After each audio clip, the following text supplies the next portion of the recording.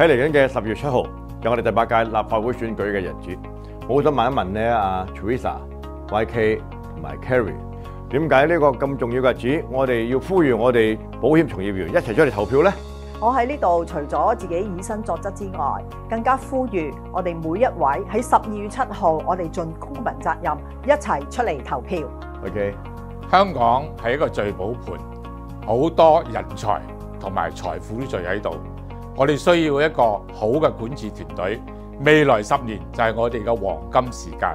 我哋呼籲各位一齊出嚟投票，選賢與能，喺我哋嘅立法會度出力。多謝各位。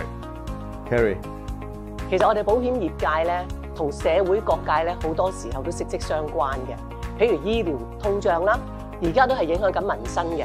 所以咧，我哋希望咧選到嘅議員出嚟咧，係真係關注到，令到我哋社會係更加好嘅。好啦，咁既然咁重要咧，咁請我哋一齊12月7號約埋你嘅親友一齊出嚟投票啦！耶！